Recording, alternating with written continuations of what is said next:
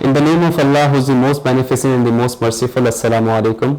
This is Sayyid Samiullah Shah, and we are representing Iqra University North Campus. So for the course of personal development, so we are here today for the podcast, and the personality that we are here today is Advocate of High Court and Chartered Accountant.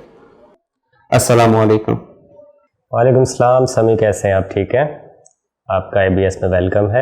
So my first question is, where exactly from you started your career and which habit helped you the most to maintain your discipline? तो आपका पहला सवाल है कि मैंने अपना career कहाँ से स्टार्ट किया। तो मैं आपको बताना चाहता हूँ कि शर्जील अयूब एंड कंपनी से मैंने 2014 में अपनी टैक्सेशन की जर्नी को स्टार्ट किया था। सेकेंडली आपने ये पूछा कि इसके अंदर देखिए डिसिप्लिन जो है ना किसी भी चीज़ में वो की रोल प्ले करता है। वजह उसकी ये है कि जब डिसिप्लिन नहीं होगा आपके दिमाग में, आपकी ज़िंदगी में मल्टीपल चीज़ें चलेंगी तो कोई भी काम जो है वो आप नहीं कर पाएंगे। तो पहली चीज़ मुझे ये चीज़ पता थी हमेशा से कि अगर मेरा गोल सेट नहीं होगा, डिसिप्लिन मेरी लाइफ में नहीं होगा, तो मैं कोई भी चीज़ हासिल नहीं कर पाऊँगा। इसलिए स्टार्ट ऑफ द डे जब मैं अपनी फर्म में गया ऑन आर्टिकलशिप, मेरे साथ 72% वहाँ पे मौजूद थे। लेकिन मज़े की बात यह है कि मैं वो वाहिद उनमें से था जिसने ये कहा था अपने थर्ड डे अपनी फर्म में कि मैं एक दिन अपनी फर्म बनाऊँगा। 71% आज भी जॉब कर रहे हैं और यही वजह है कि मैं अकेला वो बंदा हूँ जो अपनी फर्म रन कर रहा है। So my second question is, today you own a home in Gulshan Iqbal and run a successful firm. So how did you stay focused on your goals and maintain your discipline without distracting yourself? अच्छा, आपका सवाल है कि मैं गुलशन में अब रहता हूँ, डिसिप्लिन कैसे मैंने रखा, मैंने गोल्स को कैसे सेट किया और कैसे मैं यहाँ तक पहुँचा। देखें, लोगों को घर नज़र आ रहा है लेकिन लोगों को जर्नी नज़र नहीं आती। अच्छा, एंड रिज़ल्ट ही लोगों को नज़र आता है, प्रोसेस किसी को नज़र नहीं आता। मेन चीज़ है प्रोसेस क्या था। प्रोसेस हमेशा मुश्किल होता है, प्रोसेस हमेशा अच्छा नहीं होता। अब प्रोसेस कुछ भी हो, अगर आपको एंड रिज़ल्ट चाहिए तो आपको प्रोसेस कंप्लीट करना पड़ेगा। आपने पहले अपनी चीज़ें सेट करनी है। मेरा शुरू से मकसद ये था कि मुझे गुलशन में घर लेना है। अगर मेरा मकसद ये होता कि मुझे DHA में लेना है, मुझे बादराबाद में लेना है या मुझे कहीं और लेना है, तो मेरा गोल सेट नहीं था। तो पहली चीज़ मेरा गोल सेट था कि मुझे गुलशन में घर लेना है, तो इसी वजह से मैं समझता हूँ कि मैं गुलशन में घर ले पाया। सेकेंडली जो कैरियर की बात आपने की कि कैसे ये चीज़ पॉसिबल हो पाई, तो देखें, अगर मैं ये सोचता कि मैं एक दिन गुलशन में घर लूँगा, उसकी एक सर्टन अमाउंट है, अगर मैं वो सर्टन अमाउंट जोड़ता रहता तो शायद मैं आज भी गुलशन में घर नहीं ले पाता। किसी भी चीज़ को हासिल करने के लिए आपको उसको ब्रेक करना होता है। तो मैंने इस घर के मकसद को भी या अपने कैरियर के मकसद को भी ब्रेक किया।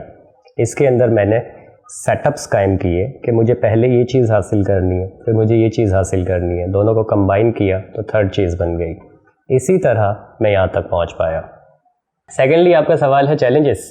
देखें, जैसा कि मैंने पहले आपसे कहा, मेरे साथ वहाँ पे 72% थे। अब 72% का मतलब है वो मेरे कोलीग्स थे, मेरे दोस्त थे, मेरे चाहने वाले थे, तो सबके पास अपने आइडियाज़ थे।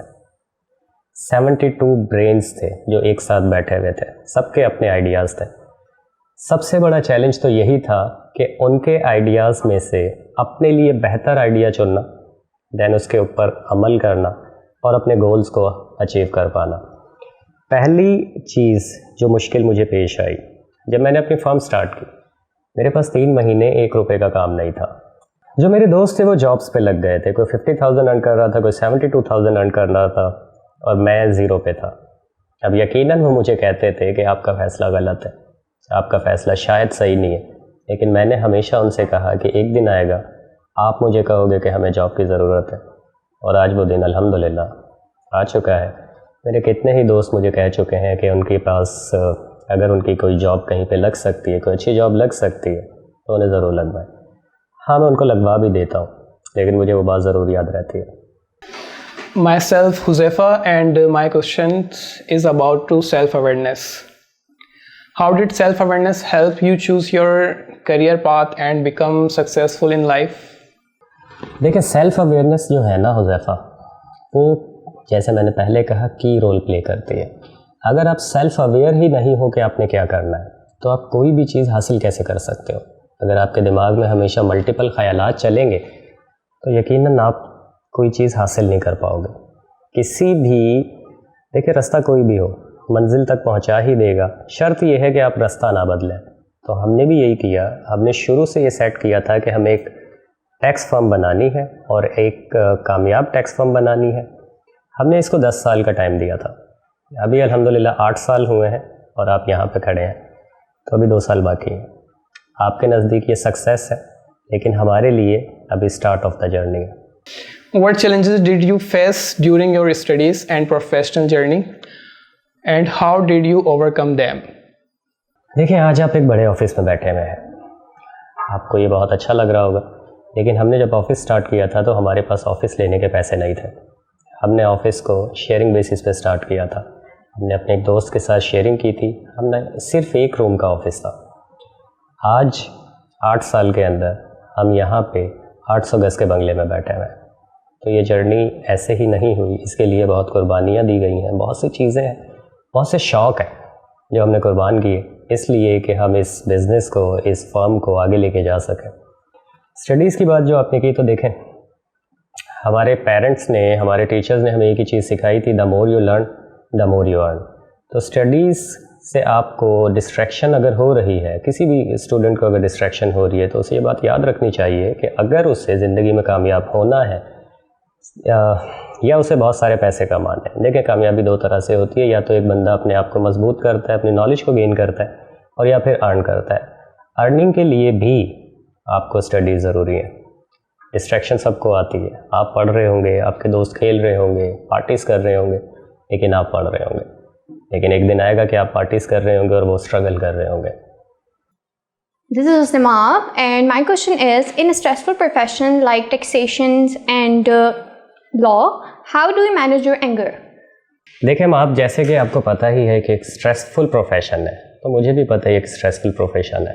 अगर मैं इसमें स्ट्रेस लेने बैठूंगा तो मैं काम नहीं कर सकता। तो इसका सिंपल जवाब ही ये है कि अगर मुझे पता है कि एक स्ट्रेसफुल प्रोफेशन है तो मुझे स्ट्रेस ही तो नहीं लेनी। स्ट्रेस कब आती है? जब हम अपनी पार्टीज़ के साथ, अपने क्लाइंट्स के साथ इन्वॉल्व हो जाते हैं, पर्सनल हो जाते हैं। हमारे लिए केस एक केस रहेगा, अब वो जिसका भी हो, भले मेरे फादर का केस ही क्यों ना हो। तो अगर मैं ये देखूंगा कि मेरे फादर का केस है और मैं उसके अंदर उसको पर्सनली होके देखूंगा, तो मैं स्ट्रेस लेना शुरू करूंगा। मेरे लिए मेरी पार्टी का केस है, अब उसमें मेरे लिए क्या है? मेरे लिए ये है कि मुझे उसको रिलीफ कैसे दिलाना है, मुझे उसको बेनिफिट कैसे ट्रांसफ़र करना है। तो मेरा स्ट्रेस अगर होगा तो ये होगा कि मैं इसमें फेल ना हो जाऊं कि मैं उसको रिलीफ दिला पाऊं या मैं उसको बेनिफिट ट्रांसफ़र कर पाऊं। अदरवाइज़ कोई स्ट्रेस नहीं होती। Can you share a professional setback that taught you an important lesson instead of making you complain? देखिए, इसकी बहुत सिंपल सी मिसाल जो है ना, वो हमारे सीनियर ने दी थी, अयूब साहब ने। अयूब साहब ने ये कहा कि ऑफिसर वो होता है जो किसी का मोहताज ना हो। अगर एक दिन आप अकेले बैठे हो और आप इसलिए भूखे बैठे रह गए कि आपने खाना सर्विंग के लिए आपके पास ऑफिस बॉय नहीं था, तो आप ऑफिसर नहीं हो सकते। ऑफिसर वो होगा जो मोहताज नहीं होगा। अगर मैं किसी का मोहताज नहीं हूँ, मुझे अपने सारे काम खुद करना आते हैं, तो ही मैं एक टीम लीडर बनूंगा, तो ही मैं चीज़ों को मैनेज करूंगा, तो ही मैं चीज़ों को सक्सेसफुल कर पाऊंगा। अगर मैं चीज़ों के लिए बाउंड होकर बैठ जाऊंगा किसी भी चीज़ को लेके, तो मैं किसी भी चीज़ को अकम्प्लिश कर ही नहीं सकता। What was the biggest challenge while establishing your firm? देखिए, किसी भी बिज़नेस को स्टार्ट करने के लिए फ़ंड्स की सबसे ज़्यादा रिक्वायरमेंट होती है। मैंने अपनी ज़िंदगी का सबसे मुश्किल फ़ैसला इस फर्म को बना के ही लिया था। मेरी शादी तय थी जुलाई 2019 में और मैंने अपनी फर्म स्टार्ट की थी नवंबर 2018 में। मैं एक अच्छी अर्निंग कर रहा था जॉब के ऊपर, लेकिन मैंने कहा कि अगर मैंने शादी कर ली, मैं अपनी लाइफ में चला गया, तो शायद मैं ये मुश्किल फ़ैसला ना ले पाऊँ। उसकी वजह ये होगी कि मेरे साथ एक और शख्स होगा जिसकी ज़िंदगी बदल सकती है मेरे फ़ैसले से। तो मैंने शादी से पहले ये फ़ैसला लिया। अब जब मैंने एक नई फर्म स्टार्ट की, एक नया बिज़नेस स्टार्ट किया, और ऊपर से मेरी शादी भी है, मेरा निकाह ऑलरेडी हो चुका था, तो मैं उसको भी आगे नहीं लेके जा सकता था। इसलिए मैंने ये फ़ैसला लिया। एंड मज़े की बात यह है, जैसे मैंने पहले बताया कि 3 महीने तक 1 रुपये का काम नहीं था मेरे पास। अब बाज़ औक़ात ऐसा भी लगा कि मैंने शायद गलत फ़ैसला ले लिया है, लेकिन एक चीज़ थी कमिटमेंट। मैंने अपने अल्लाह से ये कहा कि मैं यहाँ आके बैठ चुका हूँ, मैं ये ऑफ़िस खोल चुका हूँ, मैं काम स्टार्ट कर चुका हूँ, जो मेरा काम है वो तो मैं कर चुका हूँ, अब तेरा काम है तो करे ना करे, और उसने कर दिया। Okay, so this is Safan Bashir, and my first question is like this: like, how do you balance your personal life and professional responsibilities while staying mentally strong? So, what advice would you give to students who struggle and focus for self-confidence? पहली चीज़ आपने कहा self confidence. अगर मैं कहूँ मुझ में बहुत है, झूठ है, किसी में नहीं है। सब डरते हैं, सब घबरा के रहते हैं, सिर्फ बात ये होती है कि कौन पहले बोलता है। जिस दिन आपने ये चीज़ सीख ली कि आपको बोलना है, आपके एक्शंस हैं, आपकी ज़िंदगी है और इसका इम्पैक्ट भी आपके ऊपर आना है। शुरू से हमें ये सिखाया जाता है कि लोग क्या कहेंगे, लोग क्या सोचेंगे। तो उनके लिए, उन स्टूडेंट्स के लिए, उन लोगों के लिए मेरी एक नसीहत हमेशा याद रखिएगा, लोग क्या सोचेंगे अगर ये भी मैं ही सोचूंगा तो फिर लोग क्या सोचेंगे, उनको सोचने दें। आप अपना काम करें, कॉन्फिडेंटली करें, आपकी ज़िंदगी है, आपने बदलनी है। How do you balance your personal life and professional responsibilities while staying mentally strong? Okay, देखें, एक ऑफिसर जो है ना वो 2 लाइफ जी रहा होता है। अगर वो एक लाइफ जिएगा तो वो फंस जाएगा। जब हम सुबह ऑफिस में आके बैठते हैं, सुबह से लेकर शाम तक हम सर सर सर सुन रहे होते हैं या सर सर सर बोल रहे होते हैं। पर्सनल लाइफ में आपको सर बोलने की आदत डालनी पड़ेगी, अदरवाइज़ आपकी personal life and professional life एक साथ चल ही नहीं सकती। क्योंकि प्रोफेशनली यहाँ पे हम बहुत ज़्यादा फ्रस्ट्रेट हो जाते हैं, बाज़ औक़ात बहुत से टिपिकल केसेस आ जाते हैं जो मुश्किल होते हैं करना, उनको हैंडल करना मुश्किल होता है। देर तक आप काम कर रहे हैं, अब आपकी एक पर्सनल लाइफ है, आपकी फैमिली है, उनको इससे कोई गर्ज नहीं है। जहाँ आपने अपने ऑफिस को अपने घर पे इन्वॉल्व करना शुरू कर दिया, आपकी ज़िंदगी बर्बाद होने शुरू हो चुकी। घर को घर पे रखें, ऑफिस से जब आप निकलें तो ऑफिस को यहीं पे बंद करके चले जाएं, सिंपल है।